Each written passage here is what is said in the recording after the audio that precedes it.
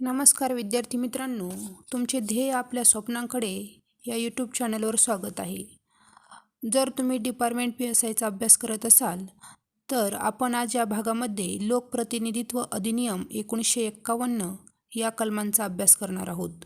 कलम 125 निवडणुकीसंबंधात विविध वर्गामध्ये वैरभाव वाढीस लावणे, त्याबद्दल शिक्षा 3 वर्ष कैद किंवा द्रव्यदंड किंवा दोन्ही. कलम 126 मतदान संपण्यासाठी निश्चित केलेल्या वेळेपर्यंत पूर्ण होणाऱ्या 48 तासांच्या कालावधीत जाहीर सभा घेण्यास मनाई, शिक्षा 2 वर्ष कैद किंवा द्रव्यदंड किंवा दोन्ही. कलम 127(1) निवडणूक सभामध्ये अडथळा आणणे, शिक्षा 6 महिने कैद किंवा 2,000 रुपये द्रव्यदंड किंवा दोन्ही. कलम 127(2) हे कलम एखाद्या सदस्याची निवड करण्यासाठी या अधिनियमाखाली काढलेल्या अधिसूचनेच्या तारखेपासून ते अशी निवडणूक ज्या तारखेस घेण्यात येईल ती तारीख या दरम्यान कोणत्याही मतदारसंघात घेण्यात येणाऱ्या राजकीय स्वरूपाच्या सभेस लागू होईल. कलम 127(3) या कलमाप्रमाणे कोणत्याही पोलीस अधिकाऱ्यास एखाद्या व्यक्तीने पोटकलम 1 नुसार गुन्हा केल्याचा संशय असल्यास त्या व्यक्तीस वॉरंटशिवाय अटक करता येते.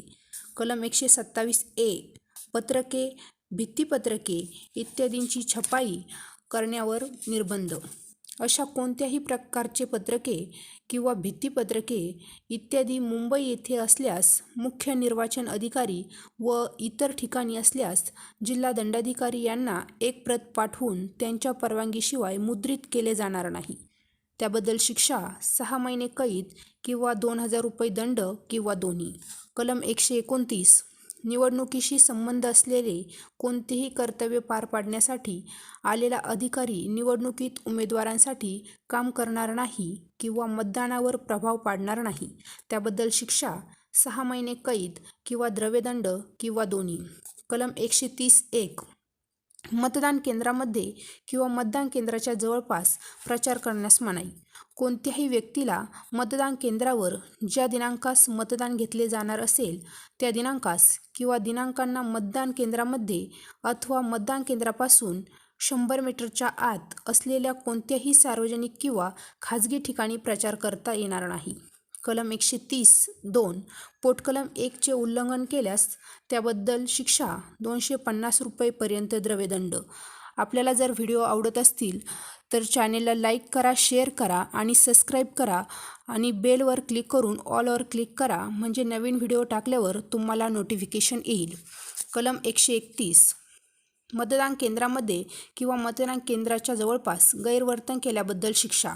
त्याबद्दल शिक्षा 3 महिने कैद किंवा द्रव्यदंड किंवा दोन्ही. कलम 132 मतदान केंद्रावर गैरवर्तणूक करण्याबद्दल केंद्र अध्यक्षांच्या नियमांचे उल्लंघन केल्यास प्रथम त्या व्यक्तीला तेथून हकलून द्यावे व तो व्यक्ती पूर्व परवानगी न घेता परत आल्यास शिक्षेस पात्र राहील. त्याबद्दल शिक्षा 3 महिने कैद किंवा द्रव्यदंड किंवा दोन्ही. कलम 133 निवडणुकीमध्ये बेकायदेशीर वाहने भाड्याने आणल्याबद्दल किंवा मिळवल्याबद्दल. त्याबद्दल शिक्षा 3 महिने कैद व दंड.